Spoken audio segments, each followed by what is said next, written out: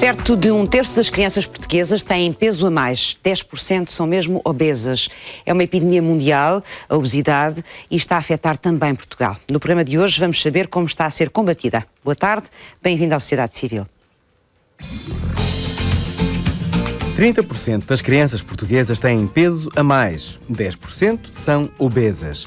O mundo tem 22 milhões de crianças com menos de 5 anos e com excesso de peso. Estamos nas más médias europeias quanto ao peso dos nossos mais novos. A Organização Mundial de Saúde indica que 90% das crianças portuguesas comem fast food, doces e refrigerantes pelo menos 4 vezes por semana. Não bebem água todos os dias e só 2% comem fruta. Colocados na mesa estes maus números, importa refletir nas consequências de uma má dieta alimentar. Como serão os adultos portugueses com tão má alimentação em criança? O que motiva a obesidade infantil? A falta de regra, a crise, a abundância, a má escolha dos alimentos. Uma dieta saudável não é mais dispendiosa que uma dieta com abusos calóricos e com falta de fruta e legumes. A obesidade das crianças é um problema da atualidade e do futuro dos portugueses. O que comem as nossas crianças? Vamos então, durante este programa, tentar perceber como é que se pode mudar hábitos, comportamentos, de forma a termos crianças mais saudáveis e inverter um pouco esta tendência do aumento da obesidade em Portugal. Muito obrigada aos meus convidados desta tarde. Carla Rego, bem-vinda, é pediatra e é especialista precisamente em obesidade infantil. Como especialista nesta área, qual é a sua grande preocupação nesta altura sobre esta questão? Sabe que o pediatra tem a responsabilidade da saúde da criança, mas também tem a responsabilidade de entregar um bom produto ao médico de adultos, ou seja, tem a responsabilidade, no final da idade pediátrica, de garantir que aquela criança é entregue ao seu médico do futuro, que a seguirá até ao resto da sua vida, em boa qualidade. E hoje em dia sabe-se que grande parte das doenças do adulto, nomeadamente a obesidade, são programadas já antes da idade pediátrica.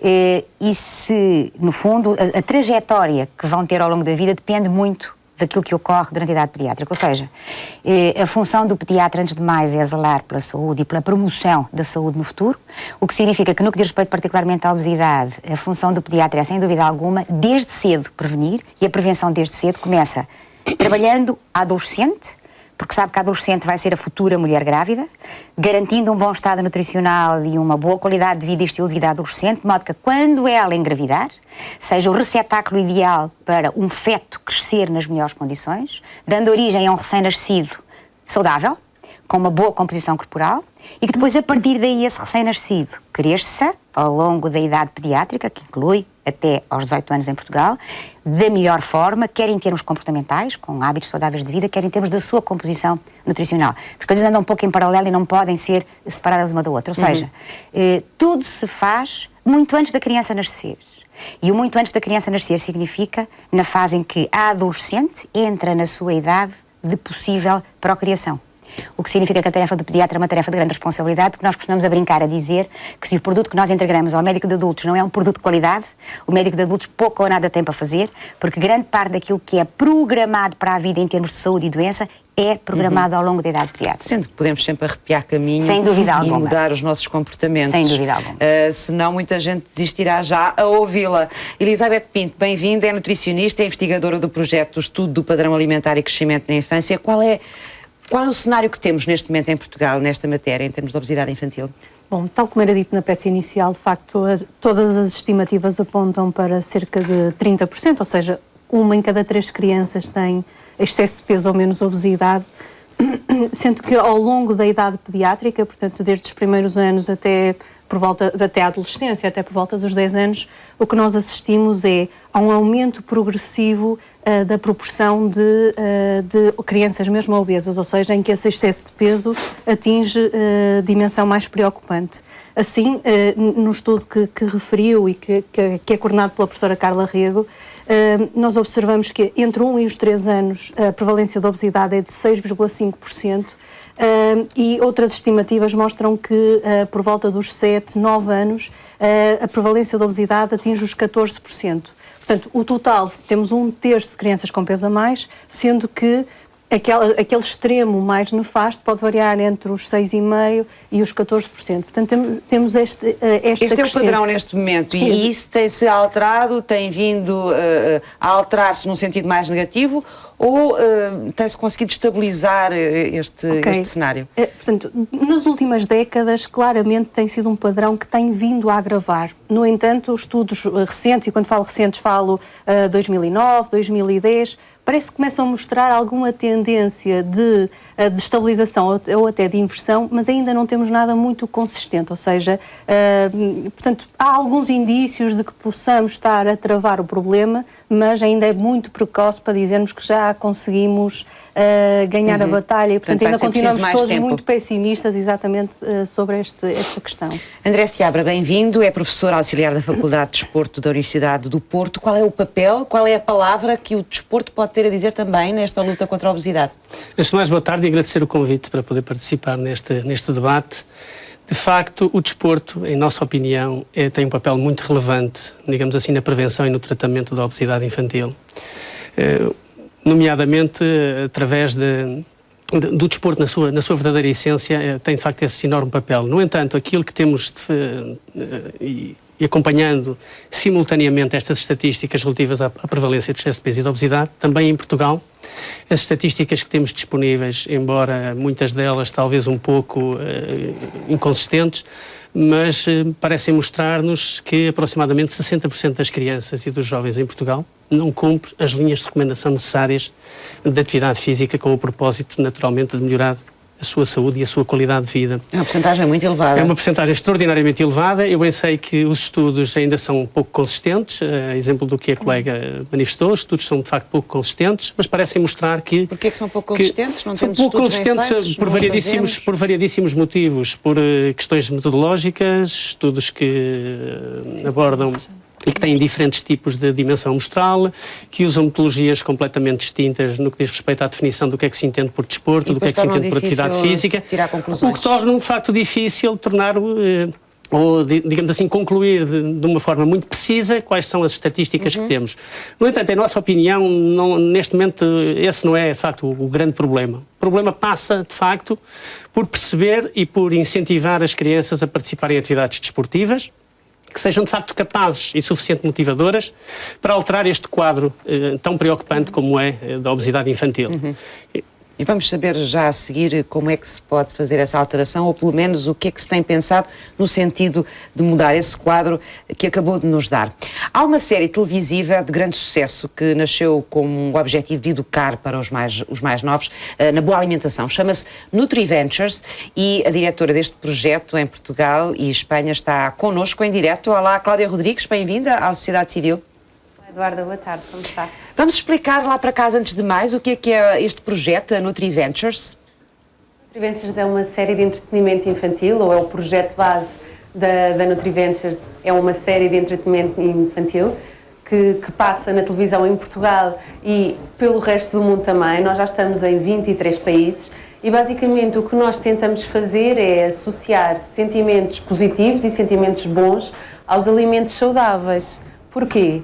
Porque as crianças identificam-se no seu dia-a-dia com todos os seus heróis que veem na banda desenhada, nos programas de televisão, em todos os conteúdos que possam estar disponíveis para eles. E então, através desta identificação com o seu herói, nós vamos tentar ajudar a mudar um bocadinho estes números. Portanto, é a forma mais fácil de chegar até eles. Pensamos que sim, acreditamos que sim, por isso estamos a fazer. Vamos voltar um bocadinho atrás, Cláudia, antes de explicarmos melhor o que é esta série, quem são os personagens desta série e também os países por onde esta série tem andado e está a ser transmitida. Esta ideia nasce há 5 anos, mais ou menos? Há cerca de 5 anos atrás, 4 anos e meio. A série Como é que foi? Nasce em Portugal. A série é 100% portuguesa, o projeto é 100% português, nasceu no nosso país, é tudo feito a partir de cá e depois é que é exportado para o resto do mundo e para os restantes países onde ele se encontra em emissão. E a ideia nasceu como? A ideia nasceu dentro de um projeto de duas pessoas, dois portugueses, que tiveram esta ideia dentro dos vários projetos que já tinham dentro do empreendedorismo, porque são dois empreendedores. Surge a ideia, porquê? Porque não encontraram nada a nível mundial que conseguir dar resposta a esta pandemia, a esta problemática, e apareceu aqui então a ideia da NutriVentures e da tentativa de combate à obesidade infantil. Então, para além do entretenimento, temos a causa também, que é promover o combate à obesidade infantil e tentar promover estilos de vida mais saudáveis junto das crianças. De uma forma divertida. Exatamente. De qualquer forma, apesar disto ser uma ideia portuguesa e de ser um projeto 100% português, não estreou em Portugal. Estreou em Portugal. Foi? Já estreou, primeiro? Sim. Foi onde estreou primeiro? Por acaso não, o primeiro país onde estreou não. Não estreou cá? Estreou primeiro estreou na Ucrânia. Onde? O primeiro país onde estreou foi na Ucrânia, em agosto de 2012. Em setembro de 2012, aí sim estreou em Portugal e na Hungria. E desde lá até agora já estreou em muito mais países, em Espanha, na Bulgária, nos Estados Unidos, no Brasil, na Tailândia, na Malásia, vários países, Colômbia. Está por todo o mundo. Um bocadinho por todo o mundo. Basicamente. Vamos então saber um pouco mais sobre esta série. Cláudia, já vimos as imagens, mas provavelmente podemos vê-las daqui a pouco outra vez. Onde é que se passa esta aventura? Esta aventura passa-se numa cidade onde 4 heróis, que é o Theo, a Lena, a Nina e o Ben, vivem numa cidade onde não existem alimentos tal e qual como nós os conhecemos, porque o mal da história, o Alex Grant, imbuído do seu espírito de ganância, de querer enriquecer muito rapidamente, decidiu destruí-los todos e passar a produzir na sua fábrica um composto altamente calórico, ao qual chamou Genex 100, em que as pessoas que consumiam-no uma única vez por dia estavam saciadas. Então estas crianças nasceram na era do Genex 100, comem esta barra calórica e está tudo bem. E nunca viram um alimento, nunca viram uma fonte de onde possa vir um alimento, nunca conheceram um animal, um peixe, uma vaca, uma árvore de onde possam vir os frutos, nunca viram nada. No entanto, todos os alimentos encontram-se protegidos em reinos bastante longínquos, que são os 7 reinos da nutrição, com guardiões, onde continuam a preservá-los. E a missão destas crianças vai ser, ao longo das várias temporadas da série, conseguir devolver a diversidade alimentar dos alimentos à sua cidade. Então eles vão andar de reino em reino a salvar os alimentos e a trazê-los de volta à sua cidade. E devem passar por grandes aventuras, grandes aventuras, vão ter muitos maus pelo caminho, muita aventura. O Theo é o personagem central, não é? O Theo é o personagem principal, sim. E o Alex Grande, que falava, que criaste as barras calóricas, é um empresário. É um empresário. Não temeram que a indústria alimentar não achasse graça a este personagem?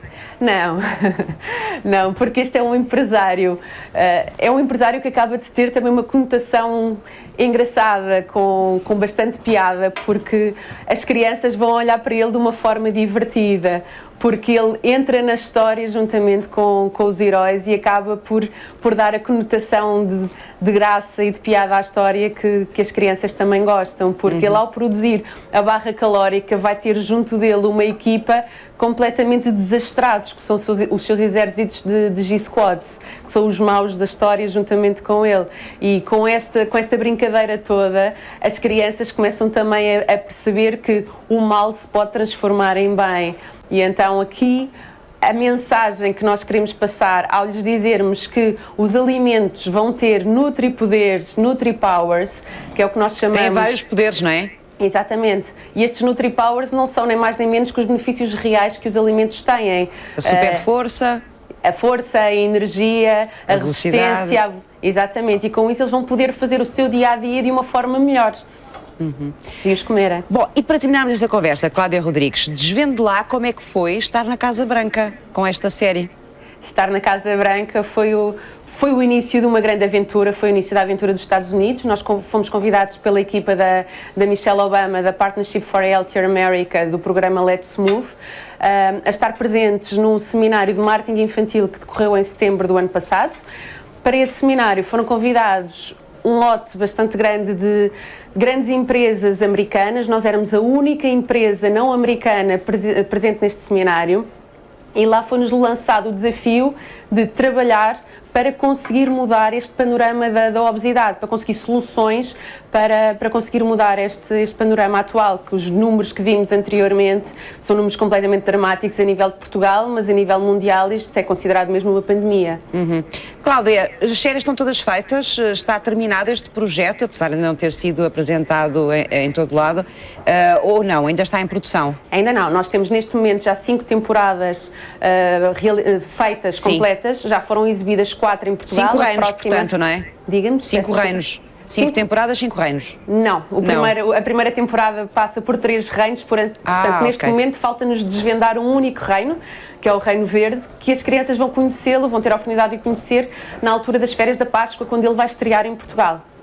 Muito obrigada, Cláudia. Obrigada. E a continuação de bom trabalho com esta série NutriVentures, uma série já conhecida, portuguesa, e já conhecida em 23 países. Ora, aqui está uma forma atrativa e criativa também de chegar às crianças. É difícil muitas vezes chegar às crianças com mensagens destas, de explicar que provavelmente têm de mudar um bocadinho a forma como comem, o exercício que não fazem, etc. É complicado fazer esse tipo de conversa.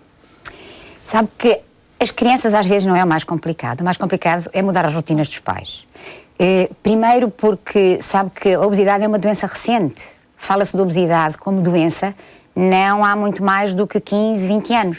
No conceito de doença é um tempo de história curto.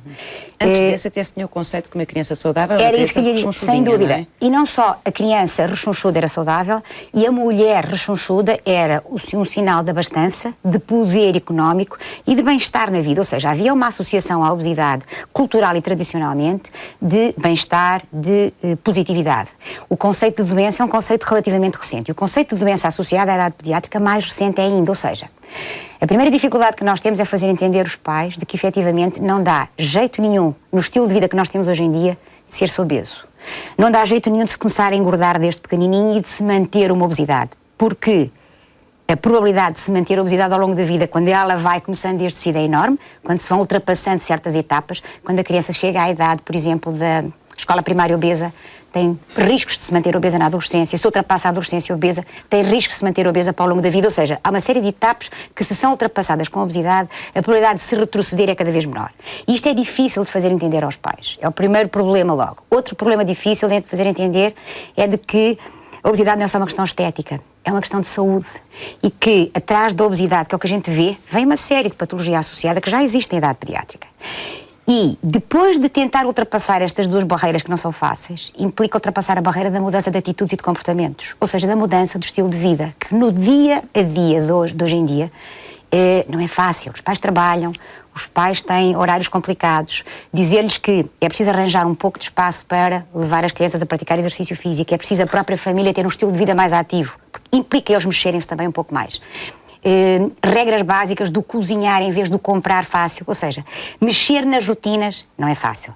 Com as crianças, grande parte das vezes, desde que elas entendam e que as coisas sejam apresentadas de uma forma divertida, como aqui foi exemplificado, e que até em consulta isso é possível ser feito, é possível mudar atitudes das crianças. Às vezes falta-lhes a retaguarda, porque a retaguarda não é fácil de mexer, depois de ultrapassada a percepção de que realmente é importante mexer. Ou seja, há uma série de barreiras que se vão colocando sistematicamente à intervenção. Por isso é que, se for a reparar, tem-se gasto rios de dinheiro a nível mundial e a nível europeu em campanhas de combate à obesidade e, efetivamente, a maioria dos países mostra, um travar relativo.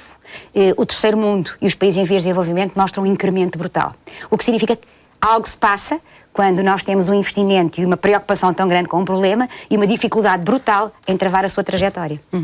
Elizabeth, estamos de alguma forma a tratar do problema ao contrário, ou seja, era mais importante com certeza investir em estilos de vida diferentes ou numa sociedade organizada de uma forma diferente que permitisse aos pais terem outro tempo, organizarem-se de outra forma, de maneira a conseguir mudar estas rotinas de que estávamos aqui a falar? Isso sem dúvida, a resposta é estou completamente de acordo consigo. Agora, efetivamente, nós não conseguimos mudar a sociedade de um dia para o outro, mas podemos realmente trabalhar em várias vertentes. Sem dúvida que a prevenção, e penso que está toda a gente de acordo, é o mais eficaz, não é? Primeiro porque é muito mais barato, se pensarmos em termos globais é muito mais barato. Segundo, o tratamento da obesidade, estávamos aqui a ver, é sistematicamente acompanhado de fracasso, neste sentido em que há muita recidiva e à medida que se avança no tempo, o problema ainda se perpetua. Por isso, a prevenção é, de facto, o mais importante.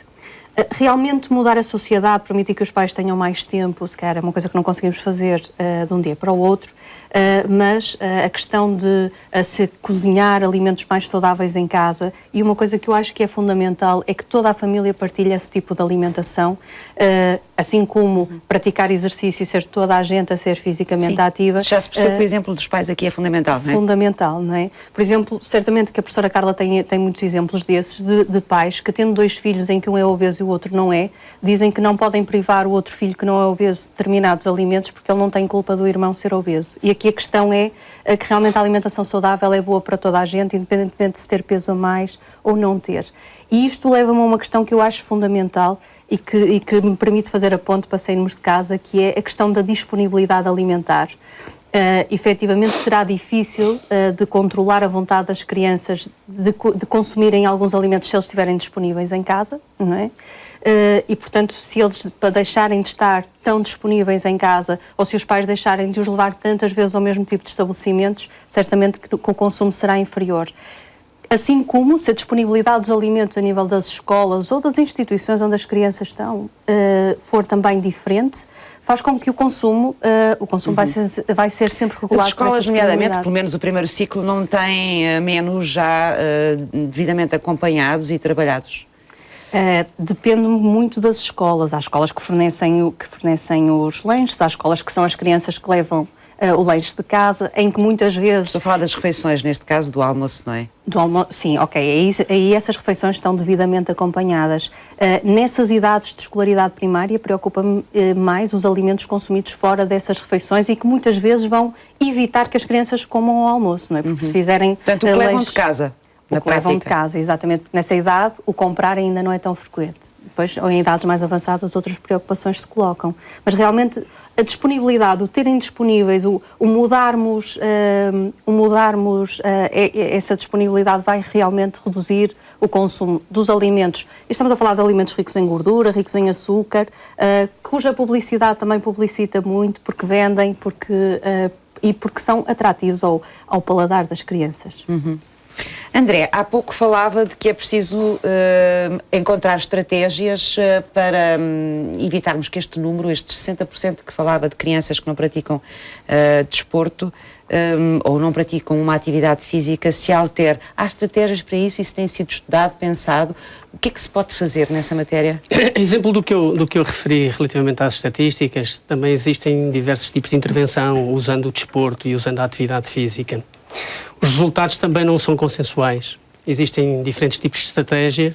Os resultados também são muito diversos. No entanto... Não há uma estratégia nacional, Não há nenhuma estratégia nacional, de facto, com esse propósito. Há uma contra a obesidade infantil. Um programa, não é? Há diferentes programas nacionais, mas que envolvam, digamos assim, o Instituto de Desporto de Portugal ou que envolvam, digamos assim, diferentes federações e que seja de facto comum a todas as federações e associações. Não existem em Portugal, infelizmente. Existem de facto diferentes programas. Nomeadamente nós próprios temos um programa a decorrer na cidade do Porto, usando uma das estratégias que eu pessoalmente acredito que é provavelmente uma das estratégias mais capaz de ajudar a promover, que é usar exatamente a modalidade esportiva que em Portugal é mais popular, que é mais acessível, que é mais praticada e que se chama futebol. E os resultados que temos obtidos... E chegam da mesma forma aos rapazes e às raparigas com esse desporto tão importante famoso que se perceba o seguinte, quando fazemos de facto uma leitura das últimas estatísticas que são apresentadas pelo Instituto de Desporto de Portugal em 2009, é inquestionável que até aos 18 anos de idade o futebol é a modalidade mais praticada pelos rapazes. E as raparigas? O mesmo não acontece com as meninas, embora, para que tenham uma noção muito concreta, houve um crescimento extraordinário nestes últimos 10 anos no número de meninas a praticar futebol. Mas a ideia, quando eu falo do futebol, eu poderia falar de um outro desporto qualquer. A minha ideia é sempre esta, e quando conversamos com crianças com excesso de peso e obesidade, muitas delas não manifestam qualquer interesse pela prática desportiva. Ou seja, quando lhes questionamos, mas não gostas de nenhum desporto? Não Não tenho prazer com nenhum desporto. E normalmente, quando respondem desta forma, eu pessoalmente não acredito que seja possível. Pois existem dezenas, para não dizer centenas de desportos que provavelmente há de existir algum deles que vai, de certeza, ao encontro das expectativas e do interesse de qualquer criança. E eu acho que muitas das vezes esta deve ser a preocupação da família. Tentar, de facto, levar a criança a encontrar um desporto que seja divertido. Um desporto que lhe dê, de facto, prazer. E um desporto, naturalmente, que lhe dê, digamos assim, uma percepção de competência, uma percepção de sucesso. Obviamente, quando eu penso, ou quando nós pensamos, nomeadamente eu e a doutora Carla Rego, que somos responsáveis por esse projeto, quando pensámos exatamente no futebol, o futebol foi essencialmente porque no nosso país, muito particularmente, mas no mundo inteiro, são aproximadamente 300 milhões de praticantes de futebol a nível mundial. Como é que esse projeto se desenrola já agora na cidade do Porto, para percebermos? Esse projeto, de facto, é um projeto que está próximo do seu final, mas que temos, com toda a certeza, enorme expectativa em que ele vai de facto, continuar. Teve o apoio da UEFA e teve recentemente o apoio da Federação Portuguesa de Futebol. Ou seja, de facto, nós temos as duas principais organizações europeias, uma nacional e uma internacional, a dar-nos de facto um apoio para este projeto. Mas o que é que acontece? O projeto consiste essencialmente, nós temos 3 grupos de crianças com um intervalo etário entre os 8 e os 12 anos de idade, que estão a realizar, um desses grupos, a realizar uma prática semanal com uma duração entre 60 e 90 minutos, 3 vezes durante a semana de futebol. Depois temos um segundo grupo que realiza, digamos assim, uma atividade mais tradicional, que é composta essencialmente por muitos exercícios e muitas atividades de cariz individual. Também há algumas coletivas. E depois temos. Onde? O estudo é feito essencialmente centrado no Hospital da CUF, com 2 ramos, um no agrupamento de escolas de Parafita e o segundo num clube da cidade do Porto, que é o Padroense Futebol Clube. Ou seja, temos de facto esses 2 grupos que fazem uma intervenção centrada em desporto, um deles exclusivamente centrado em futebol. Sim. E depois temos um terceiro grupo, que são crianças que nos servem de alguma maneira de controlo, no sentido de facto perceber a eficácia deste nosso programa de futebol. Claro que a vantagem, mais uma vez saliento, é que nós vivemos num país em que o futebol é, para a generalidade das crianças e de qualquer adulto, a modalidade mais popular e mais praticada. E a lógica aqui é perceber e entender que o futebol, tal qual nós, enquanto crianças, tivemos a oportunidade de realizar nas nossas ruas, sem qualquer equipamento especial, sem grande dispêndio económico, é provavelmente uma estratégia a usar. E os resultados, acreditamos nós, atendendo às expectativas, à receptividade que temos vindo a receber por parte dos encarregados de educação, dos meios de comunicação social. De facto, a expectativa é extraordinária. Não temos até ao momento qualquer abandono. Normalmente este é um dos problemas que os principais programas que usam desporto têm. É que normalmente iniciam... começam e depois e as pessoas desistem, desistem, ou os pais desistem. E normalmente quando se pergunta à criança porquê é que desistes da prática desportiva? E normalmente muitas das crianças salientam porque a atividade é pouco interessante, porque estou desmotivado, porque há muitas regras, porque tudo é muito estruturado, porque há pouca liberdade para que eu possa, digamos assim, expandir tudo aquilo que desejo fazer. E é tomando por base todo este entendimento, por que não usar um desporto de equipa que tem enormes vantagens e que depois, mais à frente, se achar interessante, posso eventualmente enunciar-lhe todas as vantagens que o próprio jogo em si manifesta e que é muito popular no nosso país. Por esse motivo não vejo porquê não apostar seriamente em Portugal e as nossas principais organizações. Dos pais, não é? Porque quando uma criança desiste, aí terão que ser os pais a fazer um bocadinho o trabalho de a convencer e de a integrar, sabe, não é? Só para completar, o professor André disse, sabe que um dos grandes problemas do desporto, em quase todos os países, em particular em Portugal, é que quando uma criança se inscreve na prática de um desporto, numa equipe, por exemplo, a vocação do clube ou da equipe está muito mais orientada para a competitividade do que propriamente para o prazer, para o lazer e para a estimulação individual. E os miúdos, quando têm excesso de peso ou obesidade, são menos competentes. Pesam mais, cansam-se mais, não são tão destros, não são tão ágeis. E rapidamente, quer pelos colegas, porque há idades em que eles não poupam ninguém, quer pelos próprios profissionais do exercício, muitas das vezes, isso não é tido em conta, não são acarinhados e não são incentivados. E creio que a particularidade deste tipo de projetos é que quem os está a treinar, e o professor André sabe muito bem, faz isso muito bem. Quem está a treinar, falo com prazer, falo... E são todos integrados da mesma forma, independentemente das características características de cada um. E são todos estimulados e eles sentem prazer em ir para lá e eles próprios competem entre eles próprios, não competindo com os outros. O que é o oposto daquilo que habitualmente acontece numa equipe. E acho que essa é uma das grandes razões que desmotiva muito facilmente a maioria dos miúdos a praticarem desporto. Muito desporto está organizado nos clubes, não é? Claro que sim, na maioria deles. E quando não é nos clubes, acaba por ter custos em termos de encargos económicos que muitas vezes as famílias não conseguem comportar. Acho que são as duas grandes razões, para além da logística familiar. A primeira é a ausência de reconhecimento de que a criança, quando pratica desporto, deve fazê-lo por prazer e por lazer. E a competição virá num segundo plano, particularmente neste grupo de indivíduos. E depois é o ter a noção de que há que haver estímulo individual, independentemente de ser uma equipe ou não ser uma equipe. Acho que essas são as duas grandes razões. Já vamos regressar aqui à mesa desta conversa, hoje sobre a obesidade infantil. Agora está na hora de pormos as mãos na terra, com a ajuda da Isabel Santana, técnica da Confagri. Vamos aprender mais um bocadinho sobre como plantar em casa.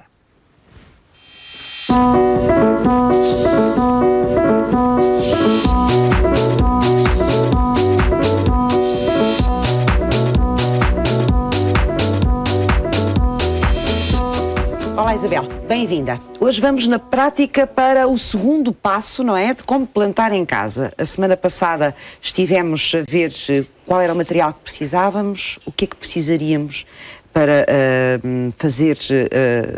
para pôr as nossas plantas lá em casa, e agora vamos aprender a plantá-las? Ainda não. Ainda não. O que é que vamos fazer hoje então? Hoje vamos falar um bocadinho e voltar a referir e explicar o que é uma sementeira, e dentro de uma sementeira que podemos fazer uma sementeira direta no local definitivo, ou uma sementeira por via do transplante. Vamos explicar bem o que é que consiste estes termos. Já agora, depois também, quando é que devemos optar por uma ou por outra? Exatamente. Para isso eu trago várias embalagens de semente, e o processo da sementeira é um processo único, uma vez que é um encanto, é como se fosse uma magia, em que se coloca a semente na terra e esta germina, vai dar origem a uma planta. É um processo mágico. O processo de germinação consiste quando se coloca a semente na terra e esta vai dar origem a uma planta. Aqui nestes vasinhos, que na primeira rúbrica falamos que eram vasos de turfa, colocamos uma semente e esta germinou e deu origem a uma planta. Uma planta que normalmente, com esta altura, com algumas folhas com 10 centímetros, está em condições de se transplantar para um vaso, para uma floreira, para o local definitivo. Onde agora, Isabel, que planta é que temos aqui? Aqui temos uma couve, mas isto, como poderemos ver, e depois recorrendo a várias embalagens, podemos ver que há algumas plantas, por exemplo, aquelas que eu tenho ali são as que se adaptam melhor a vasos, a plantações em casa. Estas que estão aqui à frente? Essas estão aí à frente. Aliás, as imagens, como podemos passar, eu tenho aqui, por exemplo, o tomilho, em que tem um vaso e facilmente depois é uma planta que se semeia e que pode dar origem a uma planta em vaso. Mostre para ali. Para aquele lado, pronto. O tomilho usa-se depois na comida, não é? E depois usamos na comida. E é muito bom. Pronto. Esse é um passo que eu gostava de realmente explicar, que é a sementeira, e depois o posterior transplante das sementes. Quando colocamos a semente na terra, como já referi, devemos ter em atenção a embalagem, o verso e as instruções que a embalagem que diz se ela deve ser plantada diretamente? Se deve ser semeada e qual é o período de germinação, mais ou menos em dias que tal acontece. Para isso, também temos de ter em atenção... E em que altura do ano também, não é? Em que altura do ano, exatamente. Normalmente esta é a altura ideal para se fazerem as sementeiras. Estamos no início da primavera, a altura ideal para se fazer este tipo de sementeiras, de hortícolas, dentro das hortícolas, as plantas aromáticas. Também trago aqui uma semente de cenoura e uma semente de abóbora, também para chamar a atenção, e é uma dica que é importante passar, que sementes de pequena dimensão nunca se devem enterrar muito na terra, deve ficar à superfície. Como o caso da cenoura, que é uma semente de pequenas dimensões. Mas tapada com terra ou mesmo à superfície? Não, tapada com terra, mas à superfície. Deve ser semeada à superfície. e o caso da abóbora, que é já uma semente de grandes dimensões, maior dimensões, que já se pode colocar mais com alguma... Ou seja, as sementes maiores enterram-se mais, as mais pequenininhas são mais à superfície. Muito bem, exatamente. Porquê? Porque se ficarem com muita terra em cima têm mais dificuldade em rebentar. Exatamente, tem mais dificuldade em germinar. Aí depois a semente que está no estado latente dar origem a uma planta que depois vai dar origem a uma transplantação. Nesta rúbrica também acho interessante chamar a atenção que quando estamos a fazer uma horta e antes de passarmos à próxima rúbrica de fazermos uma plantação, chamar a atenção que há algumas plantas que não se dão bem umas com as outras, são boas companheiras ou são inimigas, por isso é que se costuma dizer que numa horta podemos ter uma guerra. Por exemplo, a salsa é uma cultura que gosta de estar sozinha. Ao contrário da hortelã, que é uma cultura que se dá muito bem com outras plantas. Portanto, a hortelã é mais sociável que a salsa. É muito mais sociável, além de nos dar... Elas têm personalidade também. Tem uma personalidade. É um ser vivo. Portanto, a hortelã dá-se muito bem com outras plantas. A hortelã, dentro de casa, num vaso, é muito importante porque é um grande repelente de insetos e tem muita utilidade. Eu trago aqui hoje alguns livros que gostava... Agora tenho uma dúvida antes de avançar, até porque considero isso é importante as pessoas perceberem se vão juntar várias plantas, quais é que podem juntar ou não juntar. Isso também vem aqui nas instruções do... Não vem nas instruções, não vem, pois não. Mas temos essa informação aqui. Eu tenho aqui 2 livros. Portanto, mas é outra coisa que as pessoas devem sempre acautelar antes de plantar, é perceber se podem juntar 2 tipos de plantas. Exatamente, é importante, porque há determinadas plantas que se dão bem umas com as outras e outras não. A salsa gosta de estar sozinha, é uma planta solitária. Tenho aqui este livro que ensina estes primeiros passos, cultive alimentos no seu apartamento. É muito interessante para quem está a dar os primeiros passos nesta área. Encontra-se em qualquer livraria, Encontra-se em qualquer livraria. Temos aqui este que é muito interessante, que é a grande novidade atual. É uma horta para ser feliz, na cidade ou no campo, aí já no é no quintal exterior, não é? ou numa varanda. Ai não, também Sim, tem tudo. informação E depois tem uma curiosidade, que é no final do livro, tem vários portais, vários endereços que podemos recorrer, eletrónicos, que nos podem ajudar a encontrar todas as dicas, todos os passos, toda a informação que precisamos para exatamente, fazer a nossa inclusive temos o portal da Confagri, onde podemos, a nível nacional, fazer uma busca no nosso país de quais são as cooperativas que têm este tipo de material à venda. Hoje, nesta rúbrica, também gostava de chamar a atenção para uma curiosidade que já vem desde os nossos antigos, que tem a ver com a influência da lua nas plantações, nas sementeiras. E tem mesmo influência. E tem mesmo, se pensarmos bem e se estudarmos um bocadinho, aqueles ditados que os nossos antigos falavam têm de alguma forma, algum sentido. Por exemplo, fazer sementeiras na lua nova não é a altura ideal. Na lua nova devemos preparar sim a terra e depois com o quarto crescente sim vamos fazendo algumas plantações, começando a preparar e a fazer as sementeiras. A quarto crescente e a lua cheia, sim senhora, são as alturas mais indicadas para fazermos as sementeiras e as plantações. Portanto, as plantas crescem melhor também com o crescer da lua. Com o crescer da lua. Por exemplo, os nossos antigos, há estudos que comprovam isso, que no quarto minguante, tudo o que nasce da terra para cima minga. Portanto, não cresce. E tudo o que cresce da terra para baixo, cresce. Portanto, é a altura indicada para fazermos sementeiras, por exemplo, de cenouras, de nabos, tudo que provém de uma raiz. O que nasce dentro da terra, os tubérculos, não é? Tudo. Exatamente. Que é eu trago aqui um anuário, existe no mercado vários anuários desta especialidade. Trago aqui o Borda d'Água, que é um anuário que mensalmente... Vamos explicar às pessoas que é um anuário, nem toda a gente conhece. O anuário... Para que é que ele serve? O anuário, podemos aqui verificar mensalmente. O anuário traz-nos algumas indicações, não só relacionadas com a agricultura, com a astrologia, traz-nos as feiras e traz-nos relacionado com a com a astronomia. Com a astronomia, com a provavelmente. astrologia e também algumas informações. Isso é uns signos. Sim, com a astrologia, pronto. E também nos traz algumas informações que são importantes e pertinentes, e os nossos antigos sempre acompanharam estes anuários. Por exemplo, aqui no mês de fevereiro, no mês que estamos neste momento, indica no norte e no centro quais são as plantas que devemos semear, quais são as plantas que devemos... Precisamente. E quais são as operações culturais que devemos fazer. Podar no minguante, por exemplo, plantar árvores e semear pinheiro bravo no crescente. Na horta, semear alho francês, beterraba e cebola. E depois tem a particularidade por dias nos chamar a atenção de quais são as luas e o que é que vai acontecer. Uma previsão da meteorologia, que por sinal estive a verificar e tem sido coincidente com o que está a acontecer neste momento.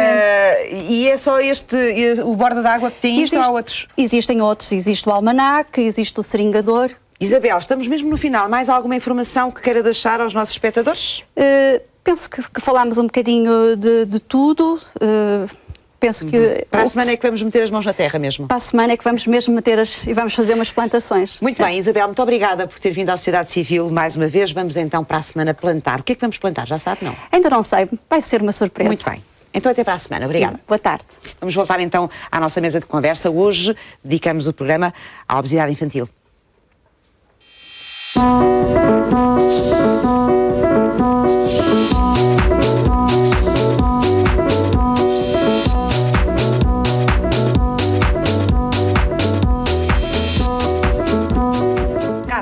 A Carla Rego, penso eu, criou a primeira consulta dedicada mesmo à obesidade infantil, já há uns anos largos. Hoje como é que estamos nesse panorama a nível do país? Temos consultas de obesidade infantil por todo o país, há regiões ou zonas que ainda não têm este tipo de apoio. Como é que estamos? Neste momento já há, na maioria dos hospitais, nos centrais existem todos, nos distritais existe na maioria, consultas de obesidade infantil estruturadas e a maioria dos hospitais a nível nacional, os pediatras, porque são na maioria das circunstâncias pediatras que fazem estas consultas, os pediatras integram um grupo que é chamado Grupo Nacional de Estudo e Investigação em Obesidade Pediátrica, tendo por objetivo precisamente uniformizar critérios de abordagem. Como lhe disse, é uma doença nova, em que nós vamos aprendendo connosco próprios. Sim. O que significa que é fundamental tentar uniformizar critérios de avaliação, critérios de intervenção, critérios de terapêutica consultas, não é? Das próprias consultas. Isso permite garantir uma melhor prestação de cuidados, permite discutir uma doença que é nova e que nos obriga a estudar e a aprender por nós próprios, mas sobretudo obriga a ter melhores práticas em termos globais de clínica. De modo que, respondendo concretamente à sua pergunta, já há praticamente uma cobertura nacional muito boa nos hospitais, que são consultas de referência. Eu devo referir um aspecto. A obesidade deve ser prevenida e tratada numa primeira fase em cuidados primários de saúde. É lá que ela deve ser avaliada em contexto familiar. Portanto, compete aos médicos de família fazerem o seguimento, fazerem a prevenção e fazerem um primeiro rastreio e uma primeira intervenção. Devem ser orientados para hospitais e para consultas de especialidade apenas crianças ou adolescentes com obesidade que tenham ou obesidade que se possa pensar que tenham uma causa de doença por trás, que seja uma obesidade secundária, ou situações de obesidade nutricional, portanto comportamental, que sejam graves ou que estejam associadas à doença. Só nessas circunstâncias é que estas crianças ou adolescentes devem ser orientados para consultas de referência em hospitais, porque senão, pela elevada prevalência da doença a nível comunitário, os hospitais entupiam completamente, havia uma incapacidade completa de dar resposta. De acordo com a sua análise, e porque já estou também o padrão alimentar, não é, de crescimento infantil, onde é que estão os principais problemas? Eu já percebi que um deles é mudar os comportamentos dos pais, mas indo mais ao pormenor, quais são as grandes questões aqui, ou quais são os grandes problemas que era preciso atacar para reverter esta situação? Eu acho que a professora Elizabeth já falou em alguns deles. Sim. Eu acho que basicamente as pessoas têm que entender que, ponto número 1, nós somos todos diferentes. E efetivamente há pessoas que têm mais facilidade para engordar e outras que não têm nenhuma facilidade para engordar. E antes de mais há que conhecer a tendência de cada um. E a tendência de cada um começa desde que nasce. Por exemplo, um bebê que nasce pequenino demais, nasce com o tempo todo, mas que nasce muito pequenininho, e que antigamente se dizia, bom, há que o engordar rapidamente porque apetece de comer, hoje em dia é ao contrário. Há que o deixar crescer devagarinho porque o que a gente não quer é que ele engorde. Porquê? Porque se ele nasceu pequenininho, como eu lhe dizia há pouco e que a chocou um bocadinho no início, se ele nasceu pequenito, Ele está habituado na barriga da mãe a ter restrição na oferta alimentar e programou-se para essa oferta alimentar. Se ele nasce e vem para o mundo da abastança, em que a avó, a mãe, às vezes o pediatra está preocupado e quer engordá-lo, ele não está adaptado para lidar com o excesso de alimento e vai desequilibrar todo o seu metabolismo, e se ele engorda rapidamente nos primeiros meses de vida, a probabilidade de ele continuar a ser obeso é maior. Ou seja, primeiro aspecto é ter a noção de que nós somos diferentes e que somos diferentes em função da nossa vivência na barriga da mãe, mas em função da nossa genética familiar. História de famílias com grande prevalência de obesidade tem necessariamente maior risco que os filhos sejam obesos. Quando uma criança nos entra no consultório, se ela é gordinha, a probabilidade de ter uma mãe ou um pai gordos a virem atrás é elevadíssima, porque há uma partilha de genes e há uma partilha de ambiente. Este é o primeiro aspecto, é saber que somos diferentes e que há que desde cedo definir fatores de risco. Fatores de risco são peso ao nascimento e são história da obesidade familiar. Segundo aspecto, ter a noção de que as crianças devem crescer com a sua característica própria e a sua velocidade de crescimento e não fazer questão de que elas engordem. E este crescimento saudável faz-se ensinando os pais a darem de comer desde cedo. E ensinando uma coisa muito simples. Para além das regras do primeiro ano e da importância do aleitamento materno, da diversificação alimentar ser algures entre o 5º e o 6º mês, de se deverem introduzir paulatinamente e corretamente os alimentos no primeiro ano, porque o primeiro ano é um ano de elevada sensibilidade. Para além deste primeiro ano, a partir do primeiro ano, quando se diz a criança entra na dieta familiar, há que ter a noção de que deve entrar numa dieta equilibrada. E que a família tenha filhos gordos ou filhos magros, a mistura dos dois, a prática deve ser comum para todos eles, porque a prática da alimentação saudável é independente do peso. É aí muitas vezes que começa o problema? É aí que começa quase sempre o problema. Das crianças deixarem a alimentação controlada e trabalhada com o pediatra muitas vezes para a alimentação da família? É aí grande parte das vezes que começa o problema, sobretudo porque a criança é inserida no ambiente familiar em termos de oferta alimentar e grande parte das vezes é inserida nos erros familiares também em termos de oferta alimentar. E a criança nunca diz que não àquilo que é bom e que é doce, porque nós geneticamente nascemos programados para gostar de doce, de modo que não custa, se uma criança experimenta cedo o contacto com o doce, não custa que ela goste, disso e que procure. Porque quando a gente gosta, procura. Quando se dá um alimento a uma criança em determinada ocasião e ela se habitua e gosta, é muito difícil se não impomos regras desde o início. Aqui é que está o truque. Nada é proibido. Todos podemos comer tudo e as crianças podem comer tudo, entre aspas. Desde que tenham a noção, sobretudo a partir dos 2 anos e meio, em que se pode comer tudo, tenham a noção de que há coisas que se comem todos os dias, há alimentos que se comem de vez em quando. E a regra, eu acho que é a questão-chave em ambiente familiar. Independentemente dos filhos serem mais pesados, menos pesados, dos pais serem obesos ou não. É ter a noção de que há regras num contexto familiar para a semana e que há exceções em situação de dia de exceção. E este é a atitude em termos comportamentais, no que diz respeito à parte alimentar, que é fundamental incutir nas famílias. Desdramatizar alguns alimentos, tudo pode ser comido, nada é proibido, desde que seja passível de ser comido, mas desde cedo se encontram regras nas crianças, depois é difícil, se a regra não foi incutida cedo, a partir de uma certa idade dizer, não, meu amigo, agora porque tens excesso de peso, acabou, já não comes mais daquilo e só vais passar a comer Ou seja, é mais fácil a regra ser incutida desde sempre do que propriamente ser depois ter que fazer grandes rupturas, não é? E depois ter que fazer cortes e ter que fazer determinado tipo de reajustamentos, porque ninguém gosta de reajustar quando implica perda, sobretudo quando implica perda de uma coisa que nos dá prazer. E tudo aquilo que e é o esforço bom... é muito maior. Claro que sim. E tudo aquilo que é bom dá prazer. Não e sei se prazer é uma posso coisa também que não é fazer negociável. Claro. Eu acho que falta juntar o desporto. Exatamente, Claro. exemplo de, combinando esta ideia da intervenção ser o mais precocemente possível feita, naturalmente com o desporto a mesma ideia naturalmente prevalece, ou seja, há de facto do ponto de vista, alguma evidência de que uma criança que tem um estilo de vida ativo permanecerá na idade adulta também com um estilo de vida ativo. E é exemplo do O que é que leva as crianças hoje a terem um estilo de vida menos ativo, André? Variadíssimos aspectos. Nós sabemos que do ponto de vista de tudo aquilo que envolve a nossa sociedade, nomeadamente as questões ligadas à tecnologia, à industrialização, tudo isso tem perturbado e dificultado que muitas das nossas crianças naturalmente tenham um estilo de vida ativo. Portanto, por um lado, os computadores, os jogos, a internet, que têm um atrativo muito forte sobre as crianças e que os deixam muito tempo parados, é isso? Essa é uma das realidades, mas não é só que me parece, isso. mas não é só isso, mas não é só isso. Que as crianças venham para a rua e que as crianças saiam e que as crianças saltem e que as crianças se magoem. Há outros problemas da nossa sociedade que provavelmente, muito provavelmente terão alguma responsabilidade nisso. Mas eu acrescentaria, e talvez vá criar aqui algum desconforto, que é a questão da escola. As nossas escolas, infelizmente, como nós sabemos, as crianças passam na escola aproximadamente 6 a 8 horas diárias. Em muitas das atividades escolares, a criança tem um comportamento sedentário. isto é, passa a maior parte do seu dia sentado. As pausas são muitas vezes pausas destinadas unicamente a ingerir alimentos que provavelmente são trazidos de casa. Ainda dão. E não dão muitas, infelizmente não dão muitas, e de facto esse é um dos problemas que nós neste momento nos estamos a perceber, é que infelizmente em muitas escolas em Portugal acontece que os espaços destinados ao intervalo ou à passagem da manhã para a passagem da tarde, muitas vezes as crianças são impossibilitadas de realizar qualquer atividade esportiva. E isso preocupa-nos. E preocupa-nos também a questão de muitas das vezes, fora do período escolar, e porque nós também sabemos, porque uma parte da nossa intervenção é feita numa escola e é feita após o período escolar, de facto nós temos muitas vezes alguma limitação em envolver escolas, em envolver câmaras municipais em projetos deste género, usando o desporto junto de crianças obesas, pela questão de muitas das vezes as infraestruturas escolares após o período das atividades letivas estar ocupado com outras atividades que pouco têm que ver com a própria escola.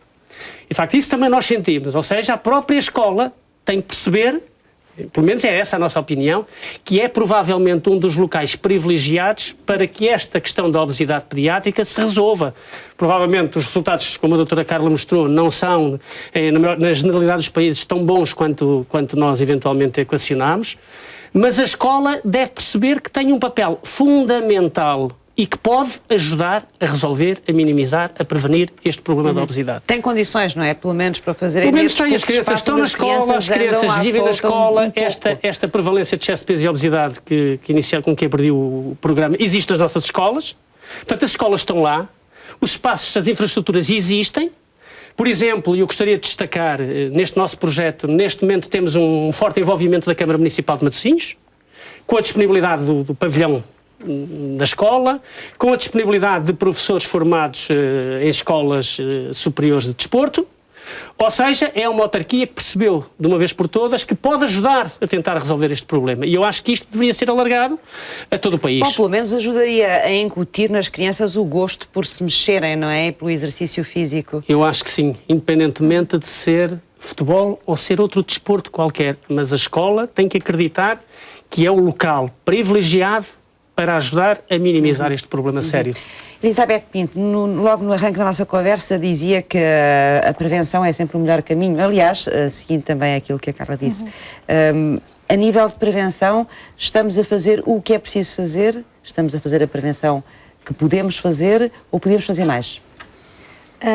Se calhar a segunda opção, estamos a fazer o que é possível fazer, reconhecendo as limitações que isso tem e tendo muita vontade de fazer melhor.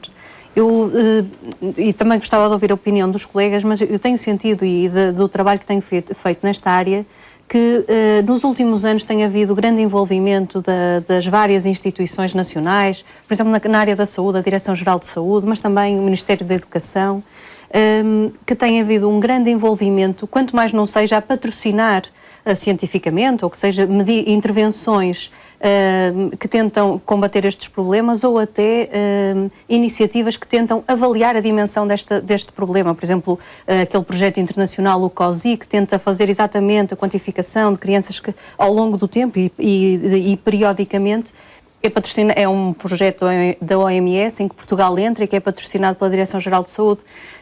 Mas temos uma série deles, por exemplo, o regime de fruta escolar, que tenta ser aqui uma intervenção... que não chega a todas as escolas, não é? Que não chega, mas é uma intervenção suficientemente complexa para envolver logo à partida o Ministério da Educação e o Ministério da Agricultura, e que depois implica o envolvimento das autarquias, pois são estas que portanto, que terão que concorrer e que depois vão fazer a aquisição e a distribuição da fruta pelas escolas.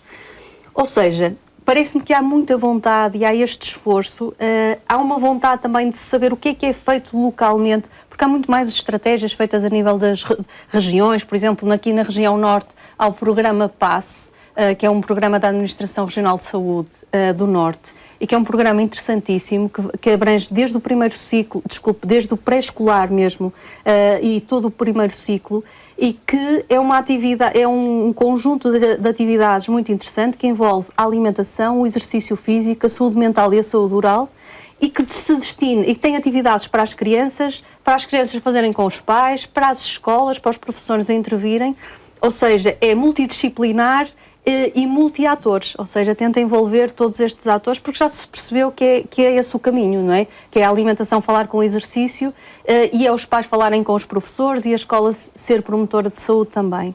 E depois há uma série de iniciativas de menor dimensão, ou seja, parece-me que se vai fazendo aquilo que é possível. Todos nós sabemos que não estamos numa fase em que os recursos abundem. Acho que chegamos a uma altura em que estamos a tentar não falar uns para cada lado e, portanto, a concertar esforços e a tentar reunir-se. E se calhar é isso, fazemos o que podemos, mas temos vontade de fazer muito mais. Portanto, eu, nos últimos anos tenho visto uma série de iniciativas e, portanto, nessa parte a minha visão é muito positiva, não sei qual é a visão dos colegas. Vamos já saber qual é a visão deles a seguir. Bom, agora, com a ajuda de uma nutricionista e de um chefe de cozinha, vamos dar-lhe algumas pistas sobre como confeccionar alimentos de uma maneira saudável. Convidamos Elsa Alves, nutricionista que fez investigação sobre o programa alimentar em crianças do primeiro ciclo e realizou um estudo europeu sobre hábitos alimentares em crianças. Fizemos também o convite ao jovem chefe Rui Martins. Queremos dar-lhe ideias de refeições para os mais novos. Alder, hoje vamos propor uma primeira refeição do dia, o primeiro almoço com iogurte natural, com kiwi, frutos vermelhos e muesli. Começar o dia logo com energia. O que vamos fazer aqui é uma coisa simples, vamos montar um iogurte que à partida se compram já preparados. Nós vamos desconstruir, mas fazer uma boa construção. Vamos utilizar o kiwi. Isso a Elsa poderá dizer enquanto eu vou montando a sobremesa o que é que... Os benefícios do kiwi. Sim, kiwi. O kiwi é rico em vitamina C, portanto, a começarmos o dia logo com um nutriente que nos estimula e também nos previne, nesta altura do ano, de agentes infecciosos. A nossa saúde começa pela primeira refeição. Vitaminas, sais minerais e proteína é a composição desta refeição. Não basta que o pai e a mãe queiram que a criança coma saudável, se também eles não derem esse exemplo. Eu acho que sim. O risco a correr é sermos melhores alimentados por aquilo que fazemos. O açúcar invertido na natureza, o mel, um toque leve para dar um toque do açúcar, Eu acho que o mel não é só açúcar. Não, tem vitaminas, tem minerais. E, portanto, nós aqui temos um açúcar da natureza, que vem diretamente da natureza, não tem processamento. Não. Eu fui adiantando já o nosso almoço ou jantar. Vamos falar entre o almoço e o jantar, o prato dá para as duas coisas. Isso falará mais sobre as vitaminas, nutrientes, quantidades. Aqui, o que temos aqui, uma coisa muito simples. Tomate, neste momento berinjela e pimento. E gordura tem? Não. Juntamos um pouco de uma erva aromática que é o tomilho-limão, seja o limão, a frescura ao prato. Vamos utilizar muito pouco sal. Isto, entretanto, courgette, tem bastante água, não é? Então, enquanto os legumes estão a libertar a água e a envolver sabores, é isso? Mas também vamos fazer outra dica lá para casa, Elsa. Nós temos aqui uma esmagada de batata com cenoura. Há um erro que se faz, que é o desaproveitamento da água das cozeduras, dos legumes, dos caldos. Falou que não tínhamos nenhum tipo de gordura. Vamos ter sim, no fim. Então, o que peixe temos aqui, chefe? Elsa, temos aqui uma dourada. É? Sim, uma coisa simples.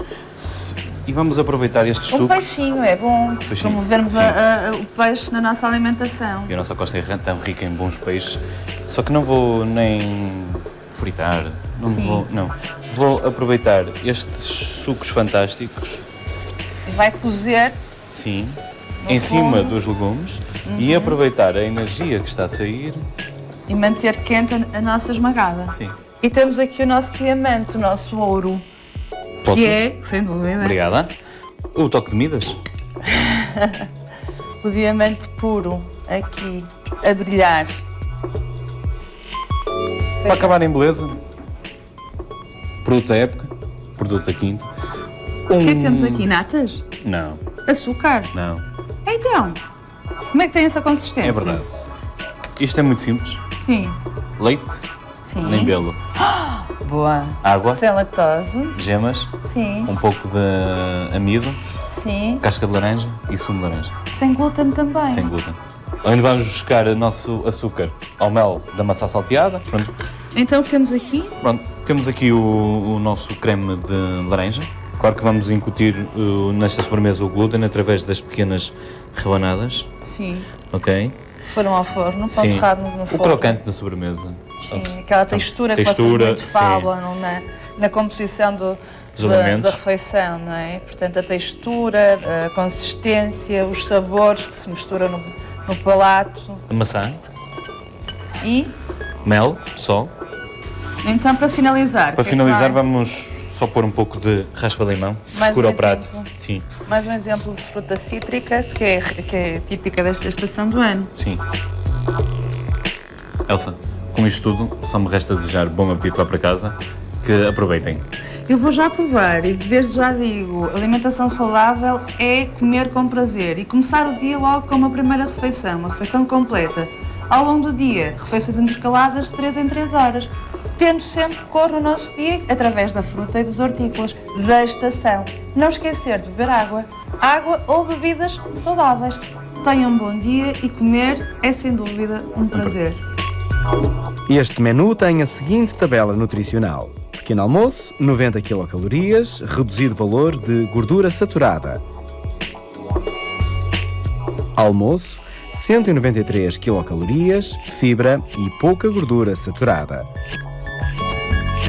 Sobremesa, 155 quilocalorias, baixo valor de gordura saturada. Boas ideias para um bom apetite. Elizabeth estava aqui a falar dos programas que existem de prevenção, não é? Em relação à obesidade infantil, e eu gostava de ouvir também a Carla, e gostava de ouvir também o André sobre esta questão, de perceber neste momento se podíamos fazer mais em termos de prevenção ou não. Ou o que temos é suficiente? Eu acho que nunca é suficiente se os números não invertem. Agora, eu acho é que, pegando um pouco naquilo que a literatura mostra e naquilo que às vezes no fundo a teoria nos ensina, há uma imagem muito interessante em que é como se fosse uma cebolinha e que no fundo mostra a necessidade da interligação de toda a gente para que resulte. E essa cebolinha tem, na casca de fora, vamos supor, o poder central. A seguir, o poder regional. A seguir, o poder local, autarquias. A seguir, a família.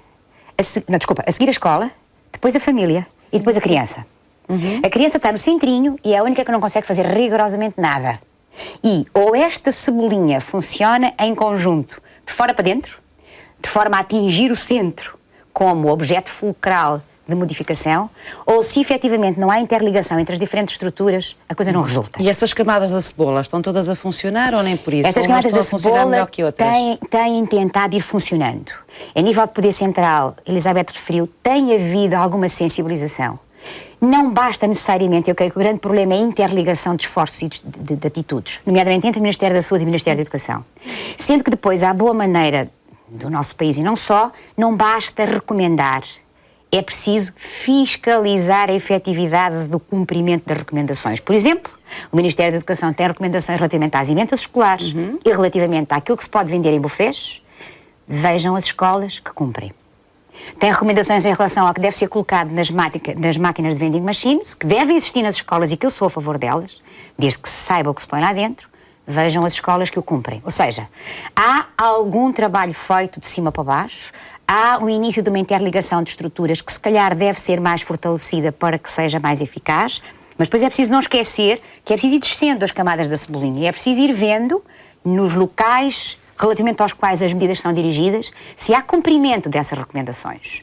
Porque muitas das vezes, por necessidade de sobrevivência das próprias escolas, o que acontece é que não há cumprimento destas recomendações. Por grande parte das vezes a escola vai buscar alguma verba, nomeadamente aquilo que vende nas vending machines, e eles vendem muito mais se puserem lá chocolates do que puserem pão e água.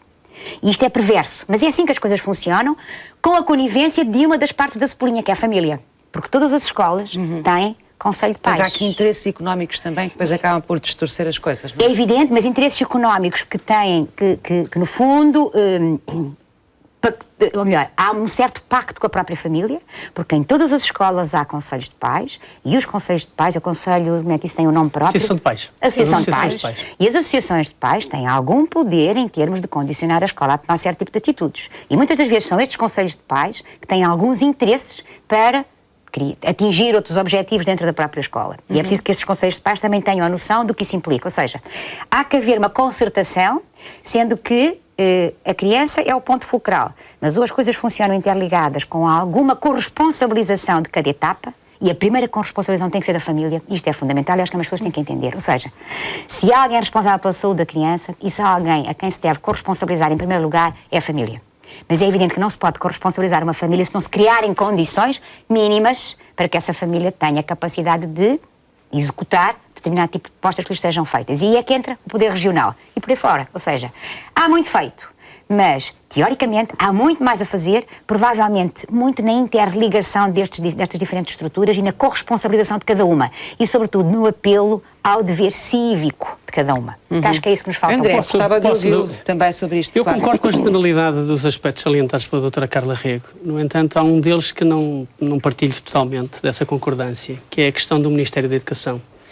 Pois, enquanto profissional do desporto, nós sabemos, e mais uma vez, em buscar a questão da escola, onde eu continuo a achar que é um dos locais privilegiados para, de facto, minimizar este problema grave da obesidade infantil, e que é, de facto, a disciplina de educação física.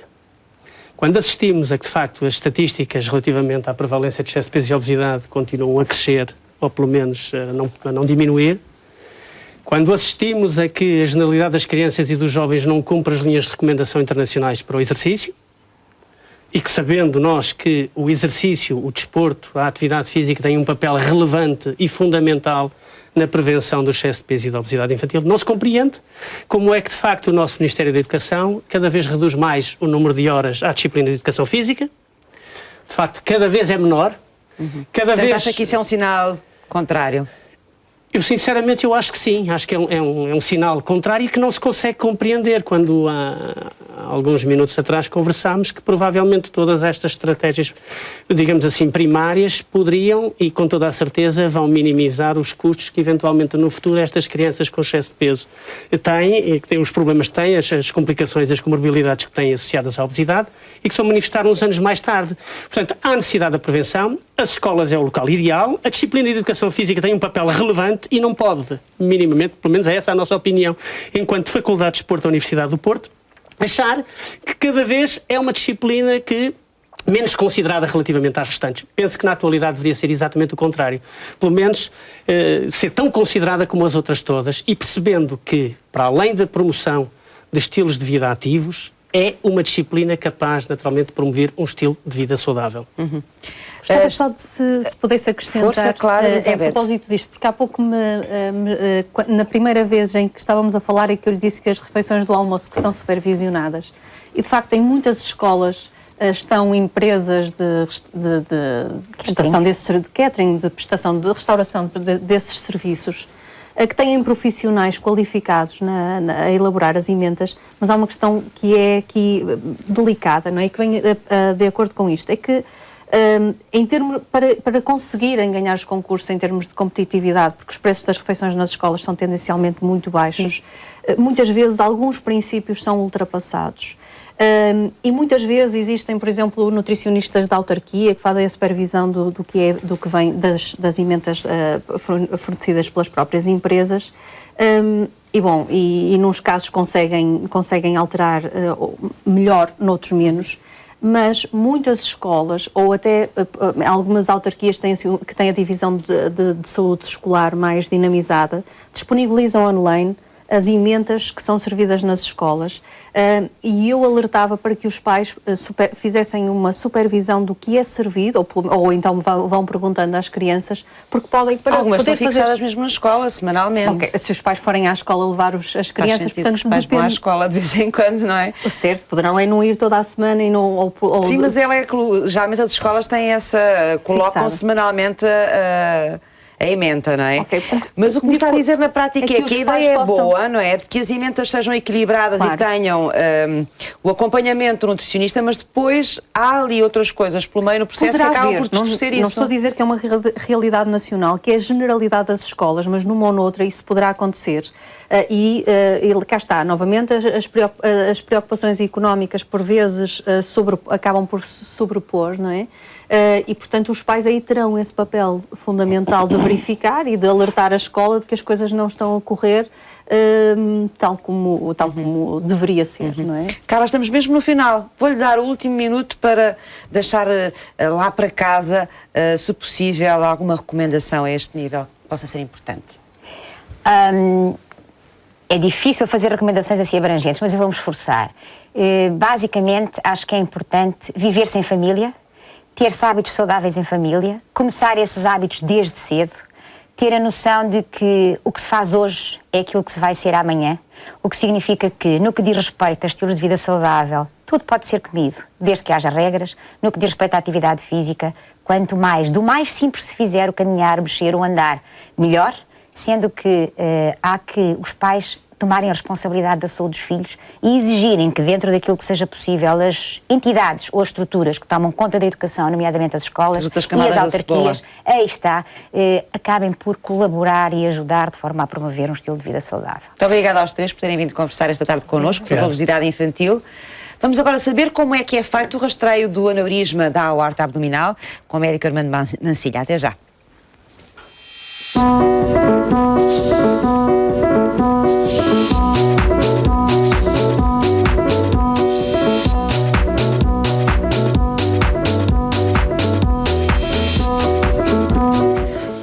Bem-vindo mais uma vez, Armando Mancilha, à Sociedade Civil. Hoje vamos falar do rastreio do aneurisma da aorta abdominal. Antes do rastreio, quer explicar-nos o que é isto do aneurisma da aorta abdominal? É capaz de ser boa a gente saber? Claro, com certeza que sim. Eu não sei se é possível, eventualmente, documentar... Mostrar as imagens que trouxe, porque eu não é? penso que há uma outra imagem que, eventualmente, poderá ser útil nesse entendimento. Se for perceptível aqui na imagem, nós estamos a falar de quê? De uma artéria. E estamos a falar da principal artéria do nosso organismo, que é a aorta. Que é a aorta. Neste caso estamos a falar da aorta abdominal e que no fundo transporta todo o sangue para tudo aquilo que nós podemos imaginar que são os nossos órgãos, o fígado, os rins, os intestinos e claro, todo o sangue depois que se destina aos membros inferiores. É, portanto, a grande autoestrada do nosso sangue. É a nossa via, é a nossa via preferencial, com certeza. E quando nós pensamos na aorta abdominal, ela tem, como todas as artérias, um calibre, um determinado tamanho, que aqui vem em esquema. E o que é o aneurisma? O aneurisma é uma dilatação, não é uma pequena dilatação, é quando ultrapassa a pequena dilatação e se transforma em algo que já não é reversível. E, portanto, funciona como uma espécie de um saco que vai crescendo e crescendo e crescendo, como se fosse um balão. E eu não sei se eventualmente é possível passar a próxima imagem para que percebam que, apesar de tudo, nós temos, obviamente, diferentes tipos de aneurismas e isto quer dizer o quê? Que nós devemos olhar para esta entidade como uma entidade que tem um grau de perigosidade e uma taxa de mortalidade muito elevadas, mas obviamente nós depois médicos, quando olhamos, nós cirurgiões vasculares, quando olhamos para os aneurismas, há uns que são mais perigosos do que outros e olhando para aqui percebem que este balão só de um determinado ponto da parede é muito fácil de poder romper e quando rompe nós temos uma taxa de mortalidade que é na ordem dos 80% e é disso que nós estamos a falar. Enquanto que quando o aneurisma é um pouco mais alongado e mais extenso, não forma este saco tão localizado, apesar de tudo, não deixando de ter o risco de ruptura, não tem obviamente o grau de perigosidade que tem este que aqui lhes demonstra e por isso é que nós temos indicações para operar que são diferentes umas das outras. Consoante cada Consoante caso, cada caso, exatamente. Já agora, antes de avançarmos mais, porque tenho essa curiosidade, o que é que provoca isto? Perdem força as paredes da artéria? Essa é uma boa interpretação e acho que as pessoas rapidamente percebem que assim é. Nós temos alguns fatores de risco que são mais importantes. E temos algumas indicações para rastreio. Penso que se puderem passar a próxima imagem, que poderá ser útil, que muitas vezes não se sabe. É essa? Mas é esta imagem. O rastreio do aneurisma da aorta abdominal é muito simples de ser feito. Nós, inclusive a sociedade científica, lutamos para que isto possa ser incluído no Programa Nacional de Rastreios, porque estamos a falar de uma ecografia abdominal. De uma simples ecografia abdominal. E consegue-se perceber. Com uma simples ecografia abdominal que pode ser feita em todo o país. Não tem que ser nos centros mais especializados e não são os exames mais especializados. É uma ecografia abdominal que nos identifica se estamos ou não perante um aneurisma.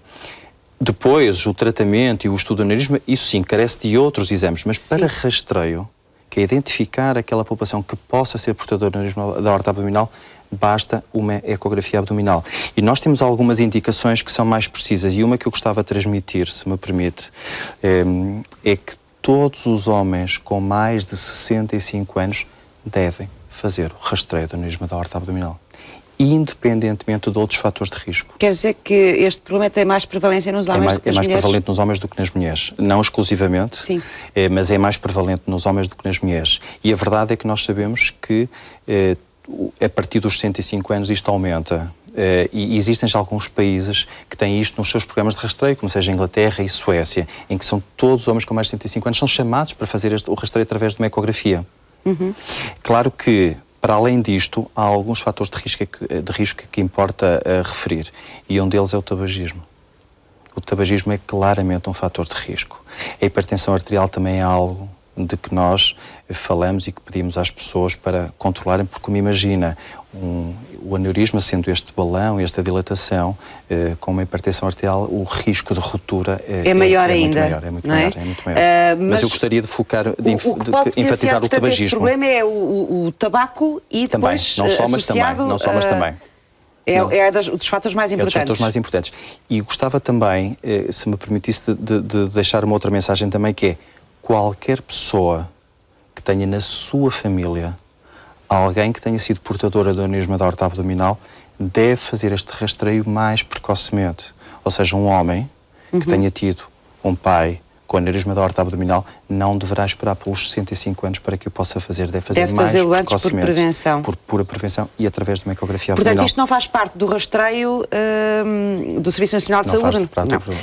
Mas é possível sempre pedi-lo através do médico de família, não é? Claro, é possível. Portanto, eu diria que desejável. Nestas circunstâncias e a partir de uma determinada idade. Como é que isto depois é confirmado? Portanto, disse-me que a ecografia era o suficiente para perceber que existe um problema. Sim. Isto depois tem que ser confirmado como? Com que tipo de exames? Se nós pudermos passar a imagem seguinte, é claro que nós, perante um aneurisma da aorta abdominal... Vamos ver a próxima imagem, se for possível. Nós, perante um aneurisma da aorta abdominal, a partir do momento em que ele está identificado, nós depois temos que... tirar algumas dimensões para podermos equacionar o tratamento mais adequado. E claramente o exame, eu trouxe aqui uma imagem mais fácil das pessoas perceberem. Isto é uma angiotaque, e o que nós percebemos, como vem aqui mais uma vez a aorta abdominal, isto é um exame real, não é um esquema, e vem aqui a dilatação, o saco. E este saco, que aqui vê numa angiotaque, é bastante menor habitualmente do que o é na realidade. E isto era outra mensagem que eu gostava de deixar, é que nas tacas, quando nós fazemos uma taca, percebemos em corte que, para além disto, e isto é a tal via que referia no início, que é por onde passa o sangue, à volta disto e antes da parede da artéria, nós temos trombo. O aneurisma tem a parede internamente revestida por trombo, numa maior ou menor extensão. Sim. E um dos sinais de alerta, que infelizmente às vezes ocorre, é pequena partícula deste trombo libertar-se e ir ocluir, tapar alguma das artérias da perna, por exemplo. Sim. E, portanto, temos de repente alguém que nos entra no hospital com uma perna fria, em que não tem circulação, e quando vamos fazer o estudo da causa, percebemos que tem uma dilatação a nível abdominal, corresponde a um aneurisma, um trombo e uma partícula que provocou aquele problema. Portanto, é ataque e depois...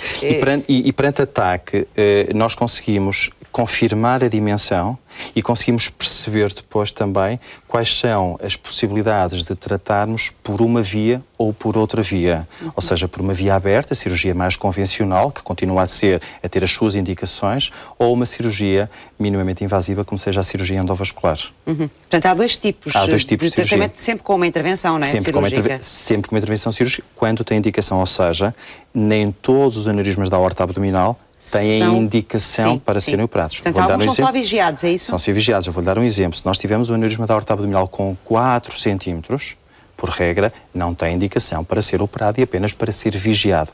Mas se crescer muito rapidamente, não precisa de atingir aquele tamanho, que é o nosso tamanho de eleição, para ter uma indicação para operar. E é possível controlar o tamanho deste... É possível controlar os fatores de risco. Ou pelo menos estabilizá-lo ou não? É possível controlar os fatores de risco, é desejável controlar os fatores de risco. E em boa verdade, quando nós conseguimos identificar estes aneurismas pequenos, muitas vezes conseguimos ao longo do tempo que o crescimento não seja muito rápido. E não sendo muito rápido, não sendo muito significativo, pode não vir a ter uma indicação cirúrgica. Portanto, é possível nós mantermos em vigilância vários aneurismas da aorta abdominal. O que não podemos é passar aquela mensagem que se alguém tem um aneurisma da aorta abdominal de 3, 4 centímetros, 1 ano, 2 anos, 3 anos, bem, isto vai ficar sempre igual. Não é verdade. Pois. Pode, no espaço de 1 ano, por exemplo, crescer significativamente por algum fator extra, claro. E, portanto, tem sempre que ser vigiado. Ninguém deverá de ser vigiado, deixará de ser vigiado, apesar de, eventualmente, no seu plano de vigilância, ter estado 5 anos sem nenhum crescimento significativo. Já terminámos o nosso tempo, mas eu tenho que perguntar e queria saber se estas cirurgias são cirurgias complexas e delicadas. Estas são cirurgias muito complexas. Esta imagem, que é uma imagem real, isto é do aneurisma roto. O roto é quando vem aqui, quando de repente se liberta todo o sangue para o abdômen. Os doentes entram-nos em choque. E daí que eu lhe digo que a taxa de mortalidade é muito elevada e é obviamente uma cirurgia complexa. Se me passar a última imagem, consegue perceber que, apesar de tudo, hoje em dia, com um bom rastreio, identificando precocemente estas situações, nós conseguimos muitas vezes tratar os doentes por via endovascular, com uma cirurgia minimamente invasiva, só por cateterismo. Em que os doentes com anestesia local conseguimos fazer isto. Tubinhos. Exatamente. Muito obrigada por ter vindo à Sociedade Civil apresentar-nos e explicar-nos tudo sobre isto. Penso que é muito útil lá para casa, sobretudo as pessoas saberem, os homens com mais de 65 anos, que convém fazerem o rastreio. E agora vamos abrir a agenda dos parceiros, vamos ver que iniciativas estão a acontecer pelo país que podem interessar-lhe.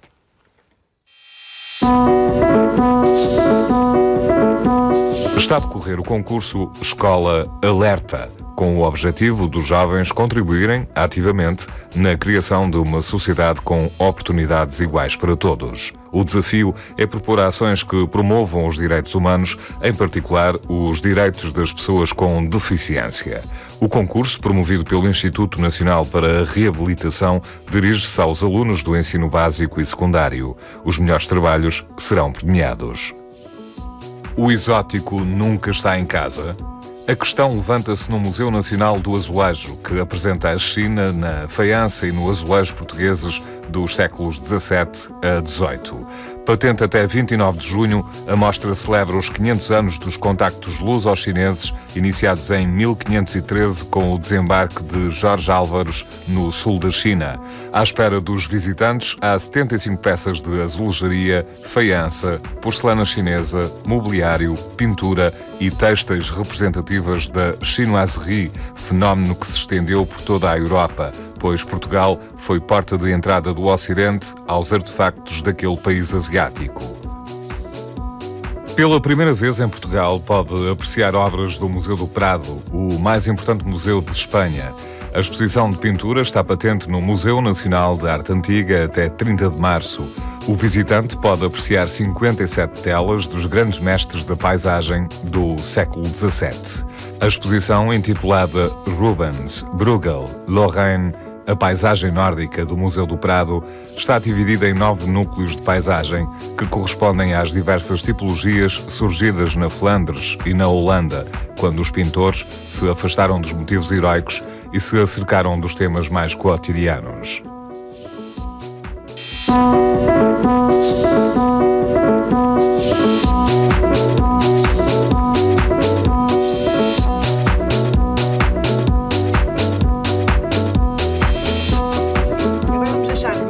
Uma sugestão, um livro, um e-book que o Eloy Figueiredo criou. É professor universitário de Engenharia Civil na Universidade Católica de Lisboa.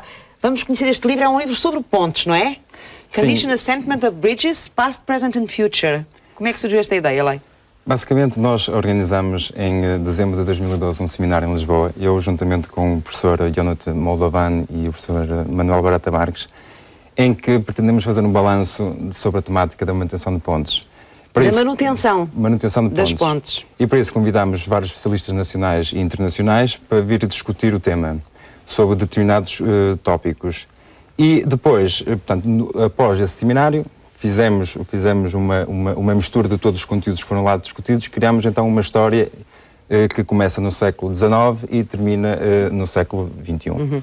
Mas é uma história sobre a evolução da manutenção das pontes, é isso? E desse conhecimento ou não? Sim, basicamente nós queríamos de alguma forma projetar para o futuro aquilo que devíamos fazer ao nível da manutenção das pontes. Queríamos dar uma série de linhas de recomendação para os donos das pontes e para as entidades governamentais. Então, para isso, nós criamos uma estrutura que está claramente dividida em 3 partes, daí o título do livro ser Condition Assessment of Bridges, Past, Present and Future. Portanto, nós dividimos este livro em 3 partes. A primeira parte é o passado. Nós olhamos para o passado e pretendemos descobrir quais foram os desafios que nos foram propostos e a forma como nós os resolvemos. Isto é em relação às pontes nacionais ou não? Sim, nós, embora a gente tenha trazido os especialistas internacionais, nós estamos muito focados nas pontes em Portugal. Muito bem. Depois, ao nível do presente, nós tentamos identificar as tecnologias que estão a ser usadas para apoiar os donos das pontes a poderem manter as pontes e essencialmente isso, tentamos levantar as limitações que hoje a tecnologia tem. E só depois avançamos para a terceira parte, em que foi, baseado no passado, no presente, tentamos então projetar o futuro. É aquele velho ditado, a melhor forma de saber para onde vamos é saber de onde vimos, portanto, e foi um pouco essa ideia que tentámos trazer para aqui. E, portanto, surgiu este livro e que eu espero agora que possa ajudar principalmente os donos das pontes. Ribeiro. É esta tragédia que aconteceu entre os rios. Isto, de alguma forma, este acontecimento histórico também motivou o vosso trabalho, de alguma forma, não? Obviamente que todo este seminário foi despoltado com este acontecimento por trás. Portanto, deixe-me reforçar uma ideia que é essencial poder, e especialmente para as pessoas lá de casa, que é essencial, é que a tragédia de Entre os Rios, em março de 2001, marca realmente uma viragem. Uma viragem em que os donos das pontes e o governo, essencialmente, ficaram mais sensibilizados para a sua responsabilidade enquanto autoridades. E, portanto, esta viragem é clara. Portanto, há um passado e há um presente que, atualmente, podemos dizer que os 3 grandes donos de pontes em Portugal, que são a Refer, a Estradas de Portugal e a Brisa, têm as suas pontes, são acompanhadas através de sistemas que nós chamamos sistemas de gestão de obras de arte, que no fundo é um software que permite armazenar toda a informação que é recolhida periodicamente das pontes e permite aos donos de obra, por exemplo, estipular programas de manutenção em função da informação que vão recebendo. Também, já agora, porque para as pessoas lá de casa, portanto, para ter uma noção que as pontes que estão sob a alçada destes 3 grandes donos das pontes são inspecionadas, digamos assim, pelo menos uma vez de 2 em 2 anos. Contudo, tenho que realçar... Depois temos outras pontes que não estão nestes grandes grupos, nestas grandes empresas, é isso que estão fora? Exatamente. Portanto, tenho que realçar que o estudo que é apresentado neste livro é baseado essencialmente na informação proveniente destes 3 grandes entidades. O que significa que existe aqui uma entidade, que são nomeadamente os municípios, por exemplo, que têm responsabilidades perante as pontes e cuja informação, infelizmente, em alguns municípios ainda é um pouco escassa, mas que não consta neste livro, portanto... não tiveram acesso a essa informação, ou não pediram às por vezes porque não existe. Infelizmente, essa informação, em alguns casos, não existe. Mas, portanto, aliás, é uma das recomendações que nós lançamos neste livro, é uma medida que neste caso, o Governo podia lançar, seria propor às câmaras municipais fazerem esse levantamento para se poder ter uma ideia de quantas pontes, por exemplo, as câmaras têm e aferir o verdadeiro estado delas, para assim podermos dar mais garantias para o futuro. Eloy, onde encontramos esse livro, se quisermos ter mais informação? Ora bem, onde é que é possível encontrá-lo? temos de ter sempre presente que este livro nasce no contexto académico. Estamos mesmo no fim, E que sim. no contexto académico nós procuramos de alguma forma disponibilizar esta informação para toda a gente. Então, qualquer pessoa pode ir ao site da Católica Editora Sim. e pode descarregar este livro, que está em versão e-book. Portanto, as pessoas descarregam o livro Só e podem em ler inglês casa. ou em português também? Só está em inglês. Só está em inglês? Só está em inglês, até porque portanto, todo o seminário foi em inglês e, portanto, e no fundo a nossa ideia também era disseminar esta informação para todo o mundo e, portanto, este livro só está disponível em inglês. Portanto, e é partilhável então no site da Católica? Da Católica Editora. Católica Editora? Sim. Muito Portanto, as pessoas bem. vão ao site da Católica Editora e podem descarregar o livro de forma gratuita. Eloy, muito obrigada por ter vindo à sociedade civil apresentar-nos este trabalho que eu penso que é muito útil e esperemos que, entretanto, ele sirva também para que se faça esse tal levantamento que falta fazer. Muito obrigada. Tá bem, muito obrigado. E com esta sugestão fechamos a tarde de hoje do Sociedade Civil. Vamos voltar amanhã com outros temas. Tenham uma boa tarde e não se esqueça que Sociedade Civil somos todos nós. Até amanhã.